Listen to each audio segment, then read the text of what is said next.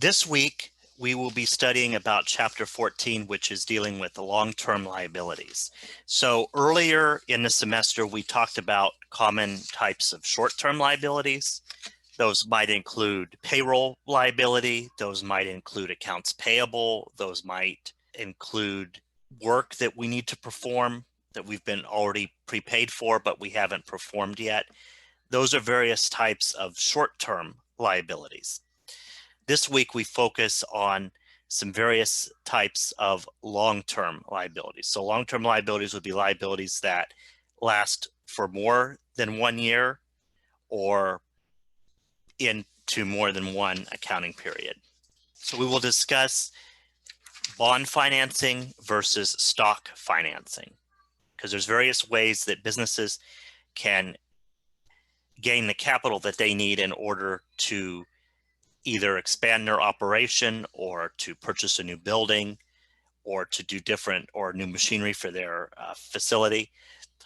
There's different ways they can do that. They can either issue bonds. Remember, bonds is debt that is owed by the business. They could also issue stocks. And we've talked about stocks previously. Bond financing, transactions that happen during a bond's life. Projects that need a lot of money often are financed with bonds. You'll remember kind of a local example. You'll remember at Merced College, we had a bond on the ballot that we were trying to get to be able to do some renovations and some new building on the Merced campus. So that would be kind of, it's a similar principle. In this case, it's a government entity that was doing it, and the voters voted on it, of course, decided not to do that at this time. But it was to finance a large project. But businesses will do the same, very much the same thing. So remember that a bond is the issuer's written promise to pay the par value of the bond with interest. And so the par value would be of a bond would be considered the face value. You could also say, you could think of it as the principal of the bond. Okay.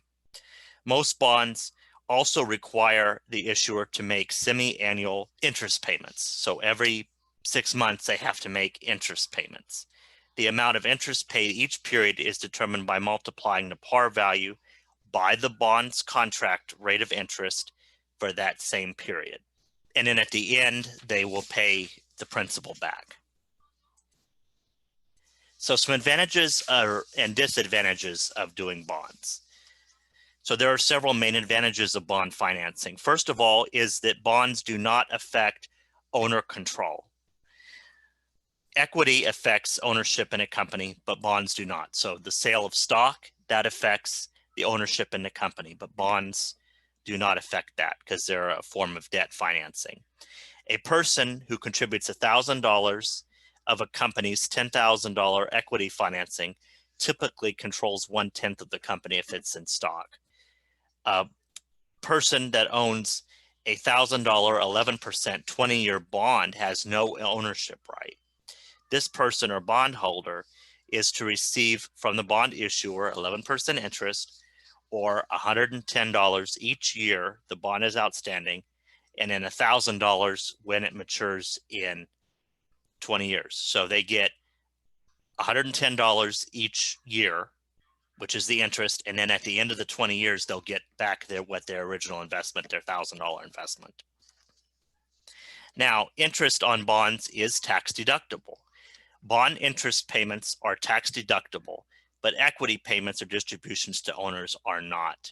So they're tax deductible to the corporation. So to illustrate, assume that a corporation with no bond financing earns $15,000 in income before paying taxes at a 40% corporate tax rate, which amounts to $6,000. So that would be $15,000 multiplied by 40% in taxes. Now, if a portion of its financing is in bonds, however, the resulting bond interest is deducted in computing and taxable income. And so that is, if the interest expense is $10,000, then the taxes owed would be $2,000, because you take $15,000 multiplied by $10,000 and then multiply that by 40%. That is less than the $6,000 that's owed with no bond financing, because you would deduct the amount of interest first from the taxable income, so it reduces the taxable income for the corporation. Now, also, bonds can increase the return on equity.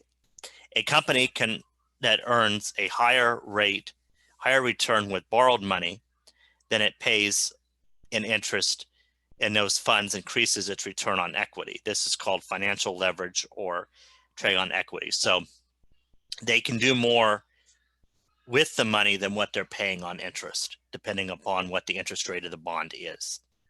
Now, there are two main disadvantages to bond financing, and they are that bonds can decrease the return on equity.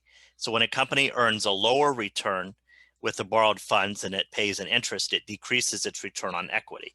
This is a downside risk of financial leverage, is most likely to arise when a company has periods of low returns or if they experience a time of net losses. Now, bonds also require payment of both periodic interest and then, of course, the par value or the principal has to be repaid at maturity. So bond payments can be especially burdensome when income and cash flow are low. Equity financing, in contrast, does not require any payments because cash withdrawals or dividends are paid at the discretion of the owner or the board. A bond, you have to pay those payments of interest, and you have to also then pay the principal back at maturity. But with stock, you don't have to necessarily declare a dividend unless the owner or the board of the corporation decides that they would like to pay a dividend. Bond issuances state the number of bonds authorized, their par value, and the contract interest rate.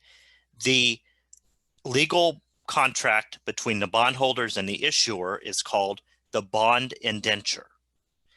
A bondholder may also receive a bond certificate as evidence of the company's debt, as we see on this screen. A bond certificate, such as what is shown here, includes specifics such as the issuer's name, the par value, the contract interest rate, and the maturity date. And so we see here a bond for a sports team, I believe. But you don't always necessarily, actually, it tells you it's for the Minnesota Vikings. You don't necessarily always will receive certificates. Again, like I mentioned with stocks, a lot of this stuff is done electronically. So if you purchased a bond through like a stockbroker, like an E-Trade or a USB or UBS or Merrill Lynch, which is part of Bank of America, something like that, investment, you wouldn't necessarily receive a certificate. It would be recorded electronically. Bond trading.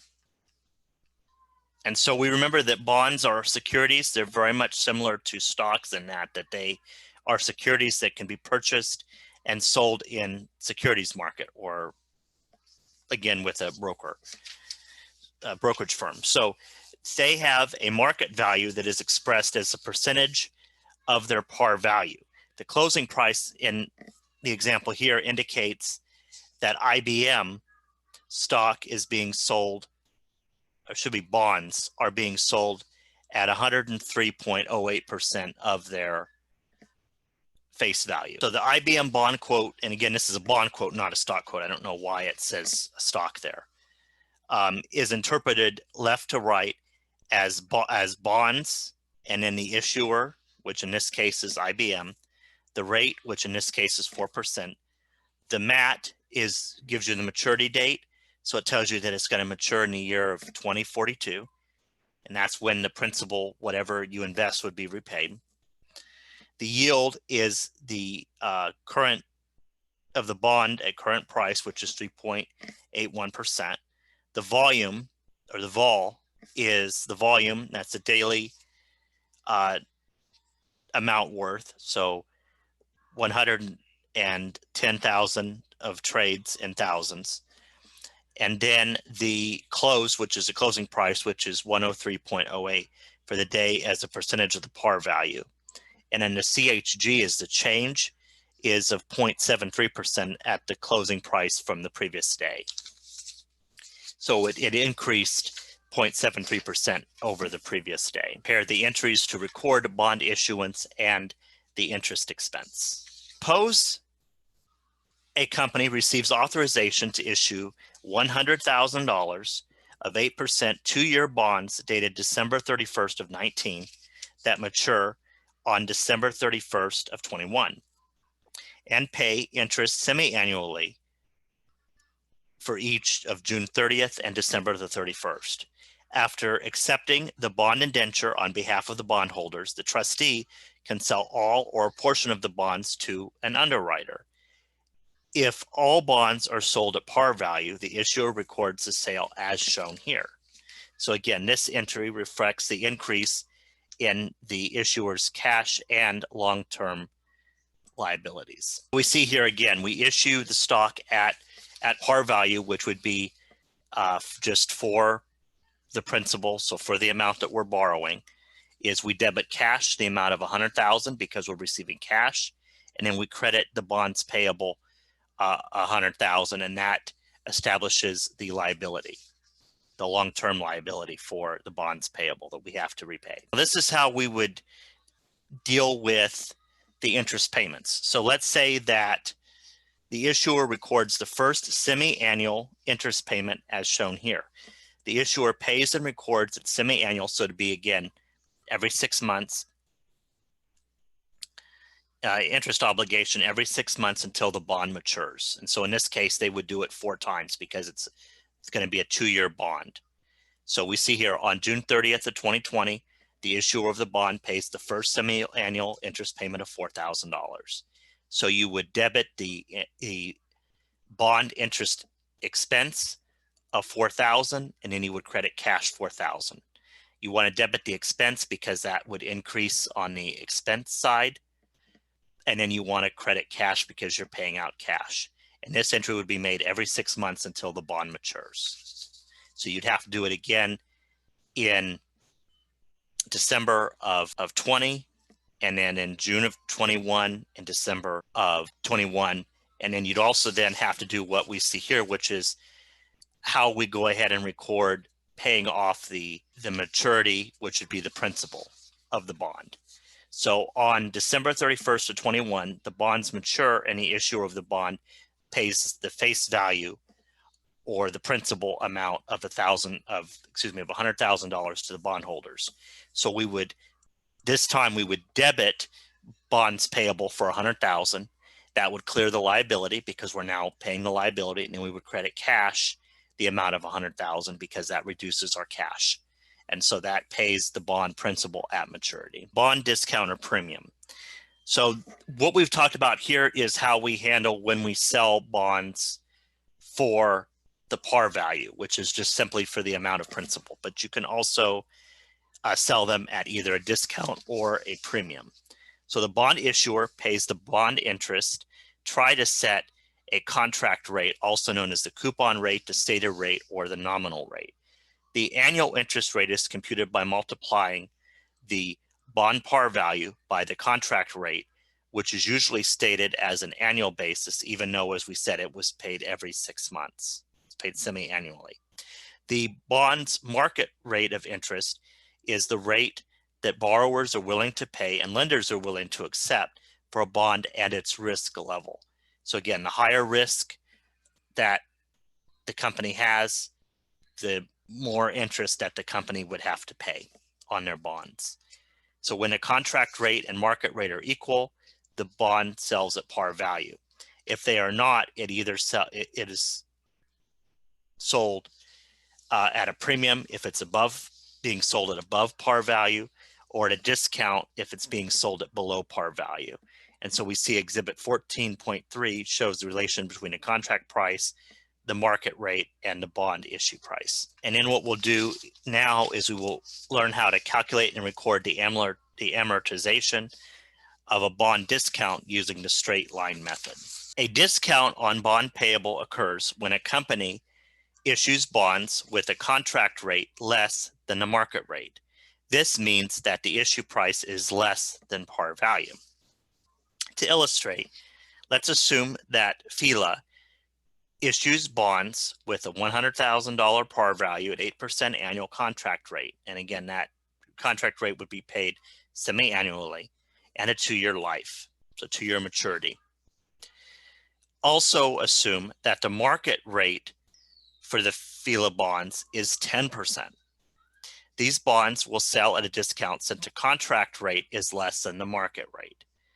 The exact issue price for these bonds is stated as 96.454, which is interpreted at 96.454% of par, or 96,454. So they're going to end up owing back as principal 100,000, but what they're going to receive, what FILA will receive, is 96,454. In order to issue these bonds, what we would do is when FILA would accept 96,400 cash for the bonds on the issue date of December 31st of 19, it would record the sale as shown. So we receive cash debit the amount of 96,400. Then we have to also debit the discount on bonds payable for 3,600, and that is a contra liability account, is the discount on bonds payable. So we debit that. Then we would debit the bonds payable in the amount of 100,000, because we're going to end up owing 100,000. The discount on the bond is 3,600, and the amount that they are receiving is 96,400. These bonds are reported in the long-term liability section of the issuer's December 31st 19 balance sheet, as shown in the top portion of this slide. The discount is deducted from the par value on bonds to yield the carrying book value of bonds. The discount of bonds payable is a contra liability account. So FILA receives 96,400 for its bonds. In return, it has to pay bondholders $100,000 after 2 years, plus, remember, the semi-annual interest payments. The $3,600 discount is paid to bondholders at maturity and is part of the cost of using the 96,400 for 2 years. The upper portion of panel A on this slide shows that total bond interest expense of 19,600 is the difference between the total amount repaid to bondholders, 116,000, and the amount borrowed from bondholders, 96,400. Alternatively, we can compute total bond interest expense as the sum of the 4 interest payments and the bond discount. This alternative calculation is shown in the lower portion of the panel. This slide shows the pattern of decreases in a discount of bonds payable account and the pattern of increases in the bonds carrying value. The following points summarize the discount bonds straight line amortization. So first is at maturity, or excuse me, at issuance, the 96,400 carrying value equals the $100,000 par value minus the 3,600 unamortized discount. And then 2, during the bond's life, the unamortized discount decreases each period by $900 amortization. And that is 3,600 divided by 4, because we're going to have to make 4 payments of interest. And the carrying value, par value less unamortized discount, increases each period by $900. At maturity, the unamortized discount equals 0, and the carrying value equals the 100,000 par value that the issuer then pays the holder. So we see that the issuer incurs a $4,900 bond interest expense each period, but only pays $400 cash. The $900 unpaid portion of this expense is added to the bond's carrying value. The total $3,600 and amortized discount is paid when the bonds mature. $100,000 is paid at maturity, but only $96,400 was received at issuance. So they take part of the interest. They're going to figure out the interest on $100,000 and then the interest on what they received They're going to pay the interest on what they received as they're going along. At the end, they're going to repay the entire $100,000, which would include part of the interest. Compute and record amortization on a bond premium using a straight line method. So when the contract rate of bonds is higher than the market rate, the bonds sell at a price higher than par value. The amount by which the bond price exceeds par value would be considered the premium on bonds. To illustrate, assume that Adidas issues bonds with a 100,000 par value at 12% contract rate, semi-annual interest payment, and a 2-year life. Also assume that the market rate of Adidas bonds is 9.97% on the issue date. The Adidas bonds will sell at a premium because the contract rate is higher than a market rate. The issue price for these bonds is stated as 103.600, implying 103.600% of par value, or 103,600. We show how to compute this issue price later in the chapter. These bonds obligate the issuer to pay out 2 separate future cash flows.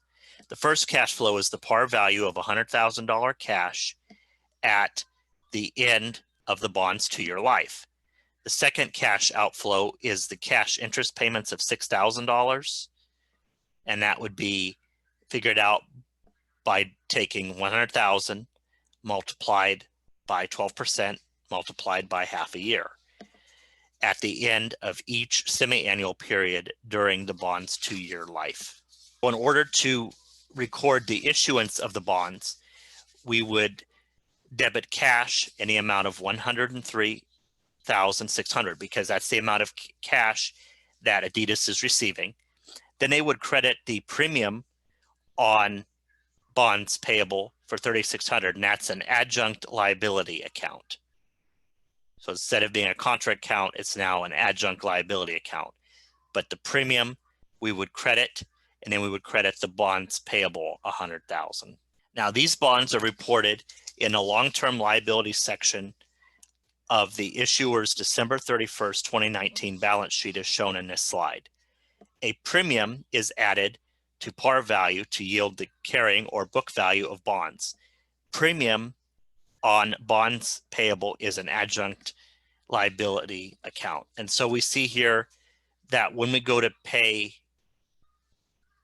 or the carrying value is 103,600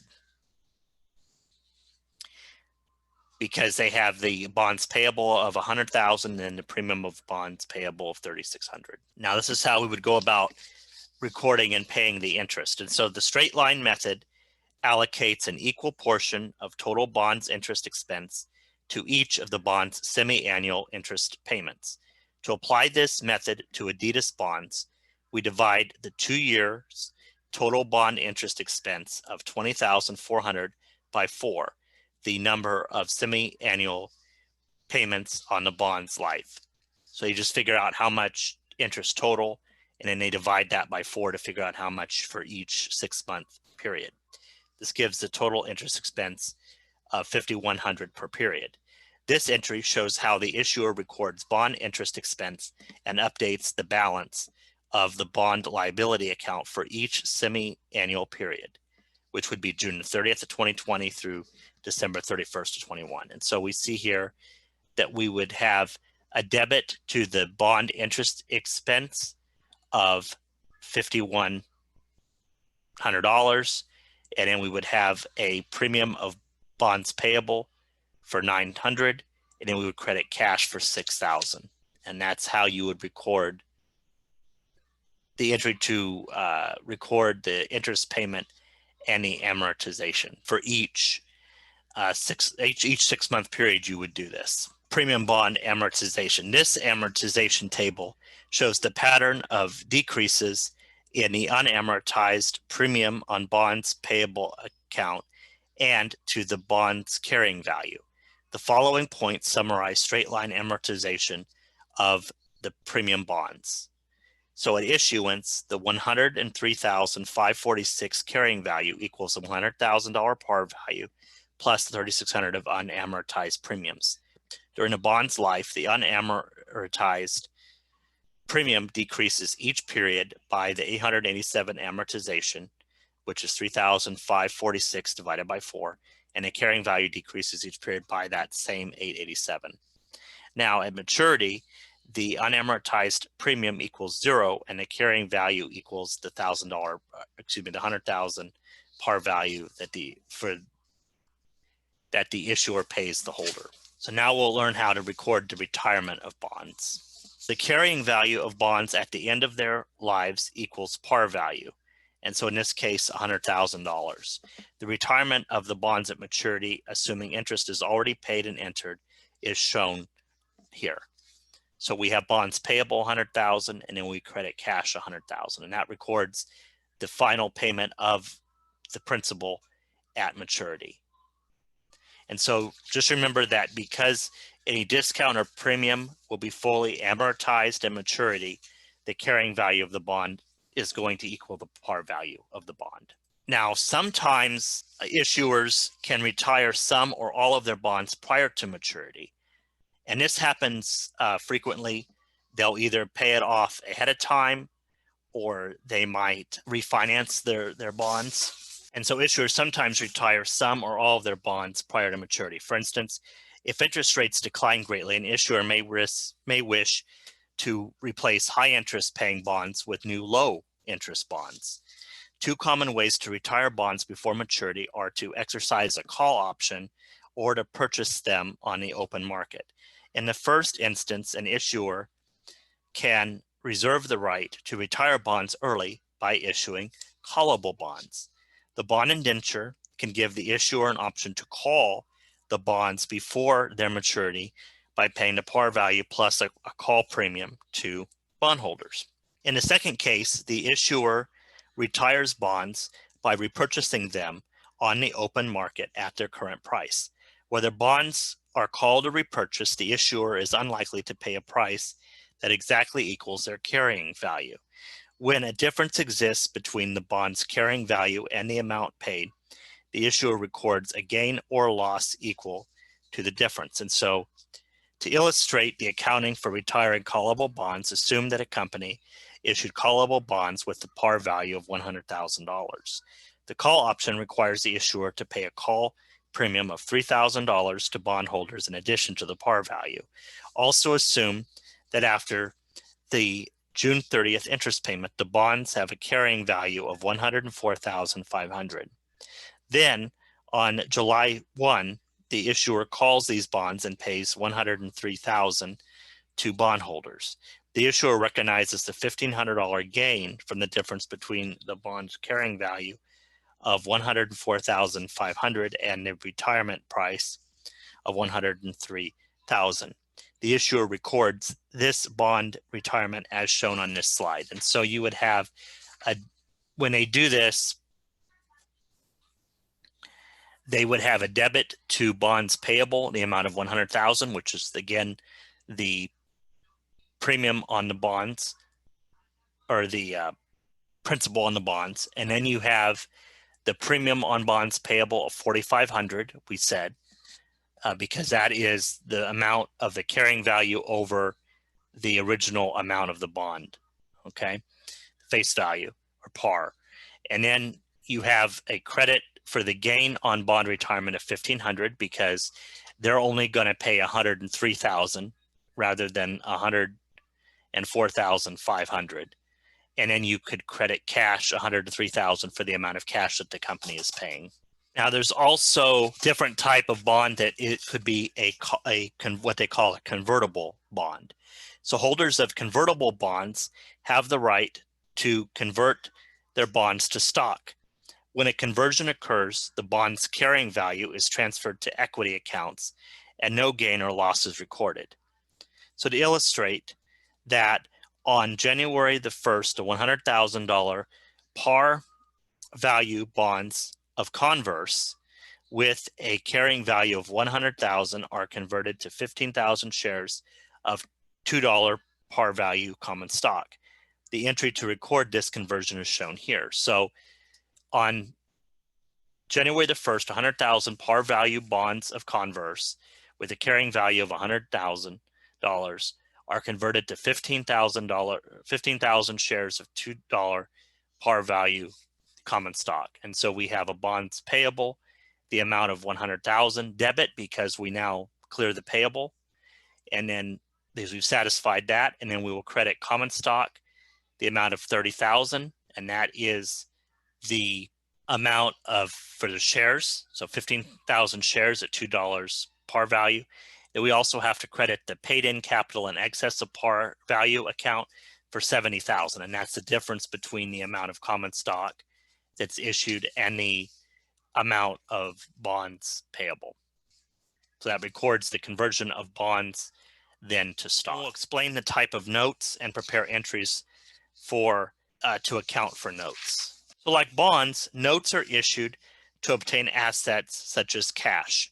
Unlike bonds, notes are typically transacted with a single lender such as a bank. Bonds, they can be with a bank, but they usually are with individual investors through a bank or some other kind of a intermediary, but a note usually is with a bank. An issuer initially records a note at its selling price, that is the note's face value minus any discount or premium or plus any premium. Over the note's life, the amount of interest expense allocated to each period is computed by multiplying the market rate at issuance of the note by the beginning of period note balance. The note's carrying or book value at any time equals its face value minus any unamortized discount or plus any unamortized premium. Carrying value is also computed as the present value of any remaining payments discounted using the market rate of issuance. Long-term notes payable where the payment is paid at a single payment at maturity. For some notes, the principal and interest are paid in a single payment at the end of the note term. Now, other notes require regular payments during the note term. In some cases, the regular payments consist of equal principal payments plus interest. In other cases, the regular payments consist of equal payments that include both principal payments and interest payments. Most car loans are like this latter example. The payment is the same each month and consists of interest and the same principal amount. Installment notes. An installment note is an obligation requiring a series of payments to the lender. Installment notes are common for franchises and other businesses when lenders and borrowers agree to spread payments over several periods. To illustrate, assume that Fog Hog borrows $60,000 from a bank to purchase equipment. It signs a 6% installment note requiring 3 annual payments. Payments on an installment note normally include the accrued interest expense plus a portion of the amount borrowed or the principal. The equal total payments pattern consists of changing amounts of both interest and principal. To illustrate, assume that Foghorn borrows $60,000 by signing a $60,000 note that requires 3 equal payments of $23,282 at the end of each year. The present value of an annuity of 3 annual payments is of $32,282. Discount rate at 8% equals $60,000. The $23,282 includes both interest and principal, the amounts of which, of course, change with each payment. Because the amount of interest changes because each payment you're paying down the principal, so the principal balance is going down. And so the amount of interest then with each subsequent payment would be less. So to record the liability when Fog Hog first took the loan, you would have to debit cash, the amount of $60,000 because the company is receiving cash, and then you would debit the notes payable for $60,000 because that records the liability for the note. Now this slide shows the pattern of equal total payments and its 2 parts, interest and principal. Column A shows the note's beginning balance. Column B shows accrued interest for each year at 8% of the beginning note balance. Column C shows the impact of the note's principal, which equals the difference between the total payment in column D and the interest payment in column B. Column E shows the note's year-end balance. Although the three cash payments are equal, accrued interest decreases each year because, as I stated, the principal balance of the note declines. As the amount of interest decreases each year, the portion of the payment applied to principal increases. Just like a car note or just like a mortgage. That in the earlier years, you may pay the same amount each payment, but in the earlier years, you're paying more interest and less principal. But as time goes on, you're going to pay less interest, and then more of it will go towards the principal of actually paying down the actual loan as time goes on. Installment notes with equal payments, the journal entry. So Foghorn uses the amounts that we saw previous to record its first two payments for years of 2019 and 2020, as shown on this slide. FogHog records similar entries, but with different amounts for the last payment. After 3 years, the note's payable account balance is zero because we've now paid off the liability. So to record the first payment that FogHog made to the bank on December 31st of 2019, we had interest expense debit, the amount of $4,800. Then we have notes payable, the amount of $18,482. So $4,800 is the interest, and then notes payable $18,482 is the amount of principal that is being paid off. And then we would credit cash $23,282. That's the amount of the payment that we're making. So to decrease cash. And then if we look again for the next year in 19 or in 20, we see that you have, so the next year, then we're paying less interest. So we have a debit to interest expense, the amount of $3,321. We also have a debit to notes payable of $19,961 because now we're paying more of the principal off because we have less interest because there's less owing on it. And so then we have a credit to cash, same thing, $23,282 because that's the amount of our second installment payment. Now, mortgage notes and bonds. A mortgage is a legal agreement that helps protect the lender if a borrower fails to make the required payments on notes and bonds. A mortgage gives the lender the right to be paid from the cash proceeds of the sale of a borrower's assets identified in a mortgage. A mortgage contract describes the mortgage terms. And so, for example, with a home mortgage, if you don't pay the mortgage off and you default and you're not making your monthly payments, the mortgage lender can foreclose on your home. They would then have the right then to take possession of your home and to sell it in order to use the proceeds to repay off the mortgage note. Now, mortgage notes pledge title to specific assets as security for the note. Mortgage notes are especially popular for the purchase of homes and plant assets. It also, your car note works the same way, is if you don't pay because the lender for the car note holds title to your car until you pay it off. So then if you're not paying your car note, then the lender has the right then to come back and take it. But they can do the same thing with other types of assets as well, plant assets in a business, etc. Okay, so mortgage notes are especially popular, as I said, in the purchase of homes or plant assets. Less common mortgage bonds are backed by the issuer's assets. Accounting for mortgage notes and bonds is similar to that for unsecured notes and bonds, except that which we've talked about, the unsecured notes and bonds we've talked about previous, except that the mortgage agreement has to be disclosed. So now we will assess debt features and their implications, which we've kind of already hinted at this a little bit. So secured or unsecured secured bonds and notes have specific assets of the issuer pledged or mortgaged as collateral. So again, like on a mortgage, a home mortgage, the home is collateral, or with a car note, the car would be considered the collateral. Okay. If the issuer fails to pay interest or par value, the secured holders can demand that the collateral be sold and the proceeds used to pay the obligation. Unsecured bonds and notes are also called debentures, are backed by the issuer's good credit standing. Unsecured debt is riskier than secured debt.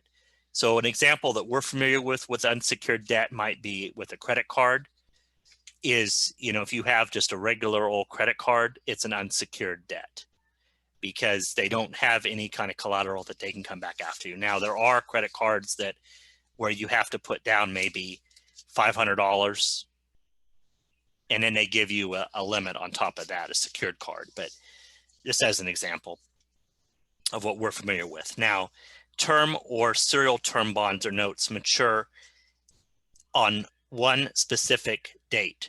Serial bonds and notes mature at more than one date, often in series, and thus are usually repaid over a number of periods. For instance, $100,000 of serial bonds might mature at a rate of $10,000 per year for 6 to 15 years after they were issued. Sinking fund bonds, which to reduce the bondholder's risk require the issuer to create a sinking fund of assets set aside at specific amounts and dates to repay bonds. So the issuer of those bonds, sinking fund, they would have to put a certain amount of money aside in order then to be able to have that money set aside to repay those bonds at the time that they come due. Now, registered or bearer bonds. Bonds issued in the names and addresses of their holders are considered registered bonds.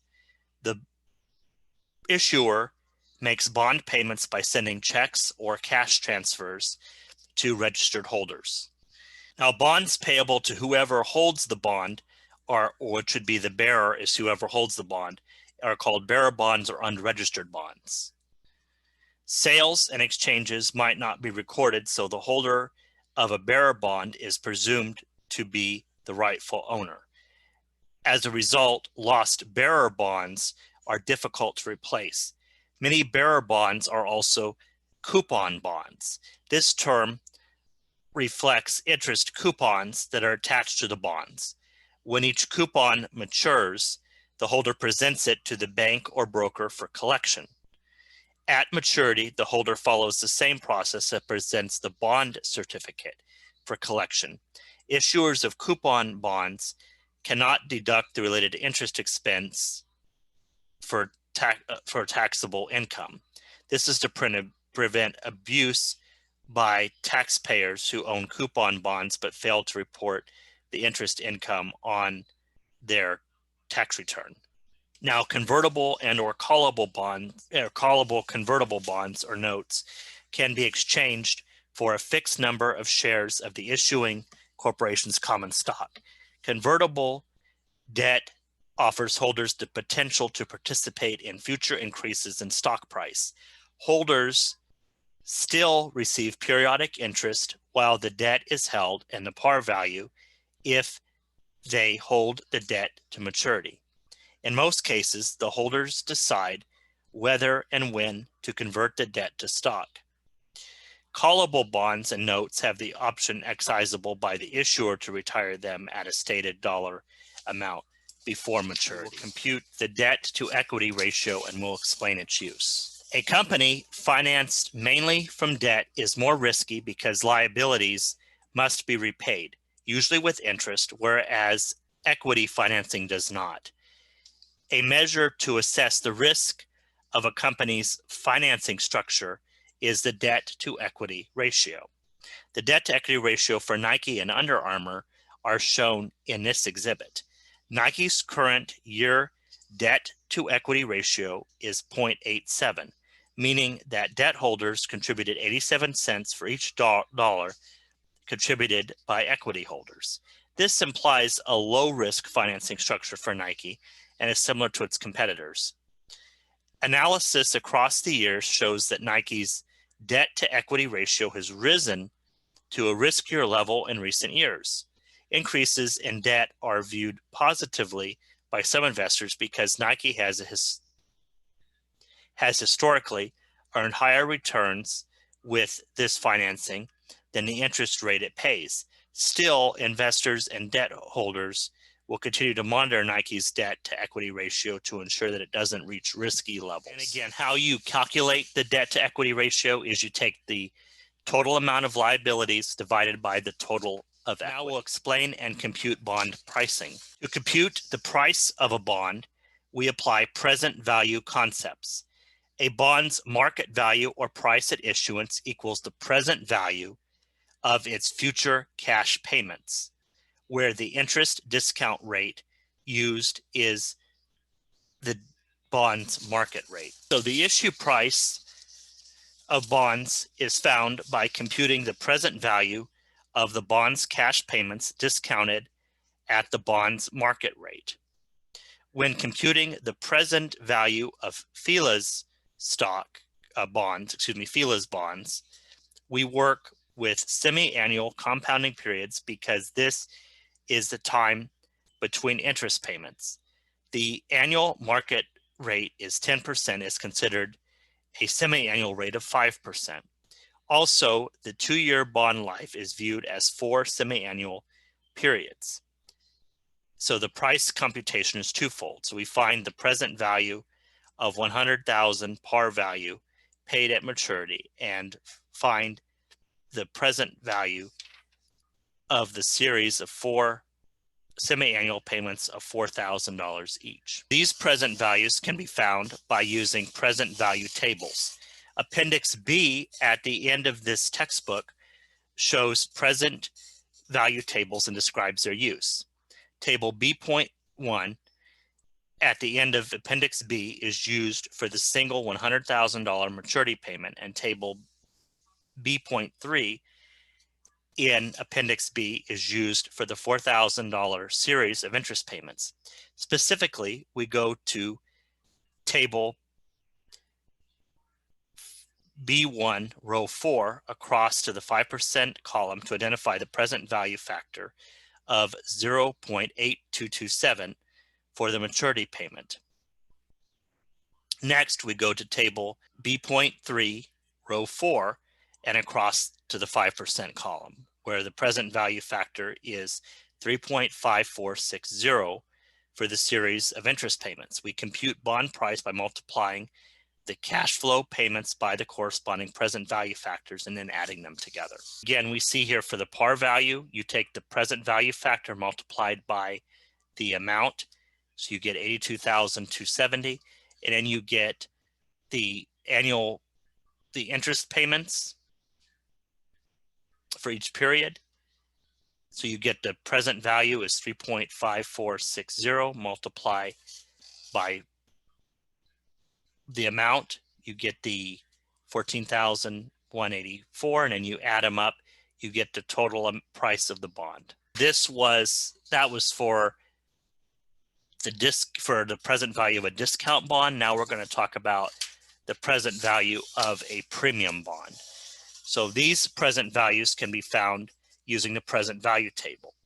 Appendix B at the end of the book shows present value tables and describes their use.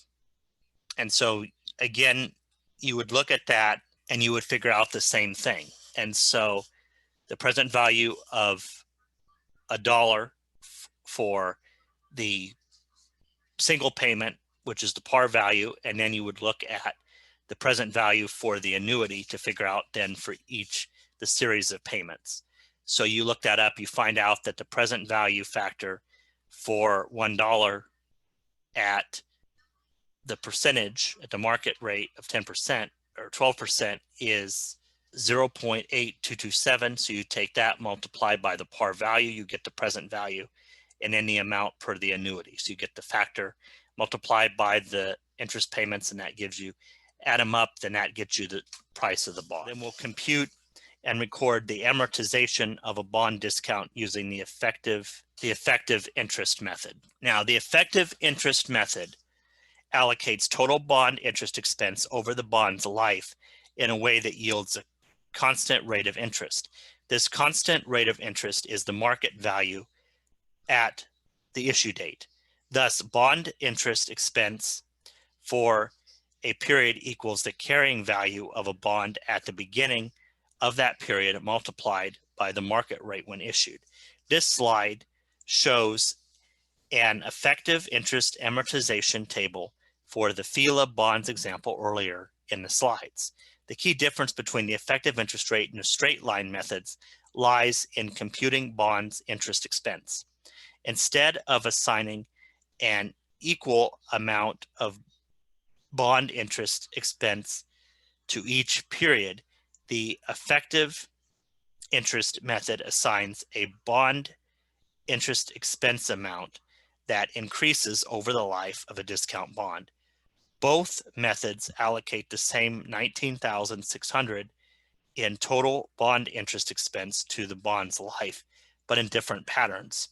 Specifically, the amortization table in this slide shows that the balance of the discount, which is column D, is amortized until it reaches zero. Also, the bond's carrying value, column E, changes each period until it equals the par value at maturity. We will compute and record the amortization of a bond premium using the effective interest method. So this slide shows the amortization table using the effective interest method for the Adidas bond example shown in the slides. Column A lists the semi-annual cash payments. Column B shows the amount of bond interest expense computed as the 4.9851% semi-annual market rate at issuance multiplied by the beginning of period carrying value.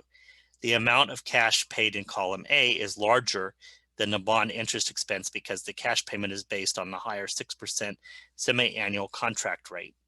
The excess cash payment over the interest expense reduces the principal. These amounts are shown in column C.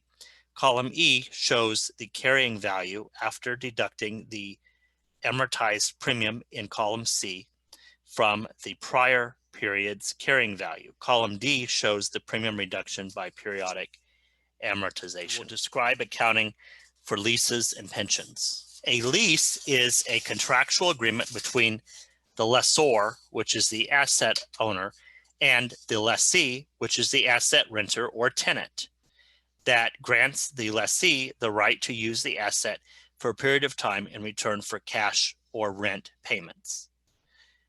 The advantages of lease financing include no upfront full cash payment and the potential to deduct rental payments in computing taxable income. Leases are classified as either operating or capital leases. And so an example of a lease, a lot of people sometimes they will lease cars. So rather than, like, for example, what I did when I bought my vehicle is I bought the vehicle. And so I put down a certain amount down. They took a certain amount in trade for the vehicle that I had previous. And then I had to get a loan for the remainder. Paid off that loan, the car is mine. It's paid for, it's done, free and clear. Some people, what they will do, and they'll do it for, again, for this example, for tax purposes, is they will lease a vehicle. And oftentimes companies will do that too. They'll lease vehicles. Rather than purchasing them, they'll lease them. Then they get a new vehicle every few years. Then they also get to use that against their income taxes. Other examples would be if it's an asset that is specialized and expected to have no alternative use to the lessor at the lease end. So, for example, airplanes, they cost, millions of dollars to lease an airplane. And so the airlines sometimes will do that as well. They'll lease airplanes or they'll lease different types of things. Also, companies oftentimes will lease equipment. So for example, companies, they might lease a photocopying machine, because then after the end of the lease, then they'll end up getting another one.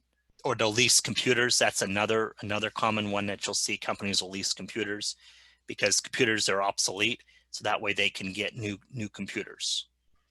In fact, the computer I'm doing this on probably was a computer that some company leased, and then they ended up, wherever they leased it from, ended up taking the computers back. The company got new computers. They took these computers, they refurbished them, and then they put them up for sale. And so people were able to buy them cheaper. Now, finance leases are long-term leases that is when the lessee receives substantially all remaining benefits of the asset. Examples include most leases of airplanes and department store buildings. The lessee records the leased item as its own asset along with the lease liability at the start of the lease term, and the amount recorded equals the present value of all of the lease payments. Operating lease. And operating leases are long-term leases that do not meet any of the 5 criteria for finance leases. Examples include most car and apartment rental agreements. The lessee records such lease payments as expenses. The lessor records them as revenue. The lessee does not report the leased item as an asset or a liability because it's the lessor's asset still. And actually, let me go back real quick. So again, looking at the 5 criteria that has to be met for finance lease is that the transfer ownership of the lease asset to the lessee. So again, an example like for an apartment or a car, they're not going to do that. The lessor still holds it. But for a finance lease, they actually transfer the asset. Has a purchase option that the lessee is reasonably certain to exercise. And then also the lease term is for a major part of the lease assets remaining economic life, and then also the present value of the lease payments equals or exceeds substantially all of the lease assets fair value, and the lease asset is specialized and expected to have no alternative use to the lessor at the end. Examples could be airplanes and then also department store buildings. You'll see that a lot. Pensions is something special that we would have to deal with sometimes. So a pension plan is an agreement for the employer to provide benefits or payments to employees after they retire. Some employers pay the full cost of the pension, and some only pay part of the cost. An employer records its payment into the pension plan with a debit to pension expense and a credit to cash. Now, many pensions are known as what is called a defined pension plan that define future benefits. The employer's contributions vary depending on assumptions about future pension assets and liabilities. And so, for example, with me, as a public school teacher with the college, I have a defined pension plan through CalSTRS. And so the amount that I contribute, the amount that the college contributes, that can change based on the pension plan's assets and also the liabilities. In fact, that often does change from year to year. And pensions, it's something that's becoming less common, particularly in the private sector. But it is something definitely in the public sector. You see that a lot. And some private companies still do it, but it's becoming a lot rarer.